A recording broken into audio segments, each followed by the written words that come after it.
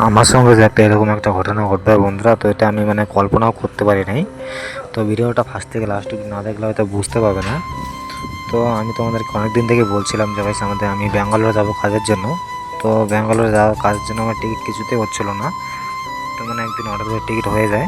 তো টিকিট হয়ে গেছে, ভালো কথা। তো তারপরে মানে ঠিকাদার আমাকে ফোন করে বলছিল যে মানে আরও লোক যাবে তোর সঙ্গে, কয়েকজন 6-7 জনের মতন, সেই লোকগুলোকে তোকে নিয়ে যেতে হবে।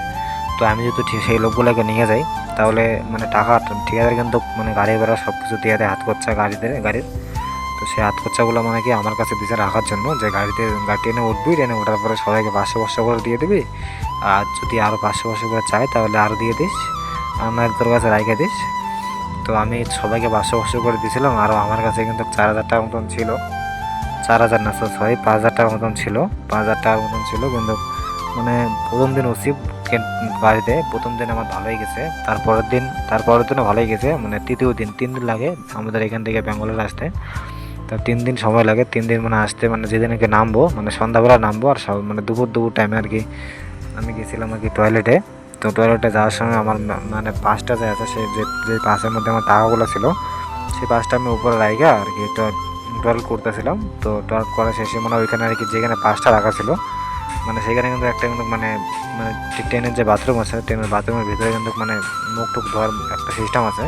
তো সেখানে আমি হাত মুখ ধুয়েছিলাম। হাত মুখ ধোয়ার পরে কিছুক্ষণ দাঁড়াইছিলাম, এখানে মুখ টুক দেখলাম, আয়নাও আছে কিন্তু বাথরুমের ভিতরে। তো এখানে আমার 5 টাকা ছিল, আমি একটু খেয়াল করি না, আমি চলে আসি সিটের মধ্যে শুয়ে একদম ঘুমায় উঠছি। তো আধা ঘন্টা ঘুমানোর পরে মানে পিছন দিয়ে হাত দিয়ে দেখি যে আমার 5টা নাই পকেটের মধ্যে। একদম আমার তো পুরো একদম হাত পা পুরো একদম কাঁপছিল টেনশনে, আমি কোত্থেকে যে এতগুলো টাকা ম্যানেজ করে দিব। আর লোকগুলোকে যদি আমি বলতাম যে টাকাটা হারিয়ে গেছে টাকাগুলো, তো ওরা কিন্তু সঙ্গে সঙ্গে ঠিকাদারকে ফোন করে বলতো যে টাকাগুলো হারিয়ে গেছে। তো আমি তখন কী করতাম?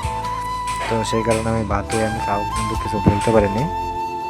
তো তারপরে একটা আমার ভাইস্তা ছিল, তো আমার নিজেরই ভাইস্তা, আমি তাকে শুধু বলছি, সত্যি করে গাইস বলছি, আমার সঙ্গে মানে এরকম ঘটনা কোনো দিনও ঘটে নাই। ছোটোর থেকে যে বড় হয়েছে কোনো দিনও ঘটে নাই।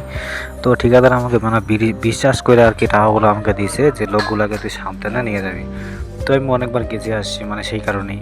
তার আমার সঙ্গে যে লোকগুলো আসছিলো, সেই লোকগুলো কিন্তু পুরোনো লোক, অনেক আমার আগের থেকেও কিন্তু কাজ করে। তো তাদেরকে বিশ্বাস না করে আমাকে বিশ্বাস করে টাকাগুলো দিয়েছে, সেই টাকাগুলো আমি হারিয়ে ফেলছি। তো ঠিকাদার যদি সেই কথাগুলো শুনে তাহলে তার মনের অবস্থাটা কী হতে পারে একবার ভাবে।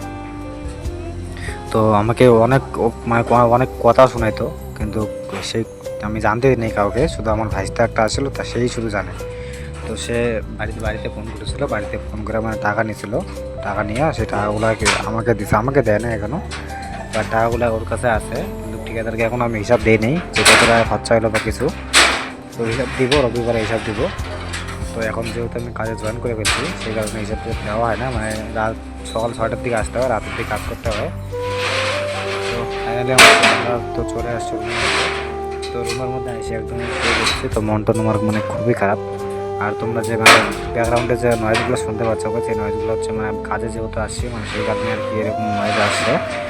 তো কাজে মানে পাবলিক কাজ করতেছে, সেখানে আমি ভয়েস ওভার করতেছি, সেই কারণে আর কি এরকম মানে শব্দ আসছে। তো যাই হোক গাইস, এরকম তো আরও চেষ্টা করবো তোমাদেরকে ভালো ভালো ব্লগ দেওয়ার। তো বন্ধুরা, ভিডিওটা তোমাদের কাছে কীরকম লাগলো অবশ্যই কিন্তু কমেন্ট করে বলবে। তো সত্যি গাইছে এরকম ঘটনা হওয়ার সময় কোনো দিনের কিন্তু ঘটে নাই। তো ফার্স্ট টাইম আর কি এরকম ঘটনা ঘটলো। তো ওই কথাটা মনে পড়লে না গাইস খুব খুব মানে খারাপ লাগে খুব, যে অল্প একটু ভুলের জন্য মানে কি হয়ে গেল গাইস। তো এতগুলো টাকা, মানে আমরা হচ্ছে গরিব মানুষ, মানে গরিব মানুষের জন্য এইগুলো টাকাই কিন্তু অনেক। আর এটা হচ্ছে গাইস আমাদের রুম।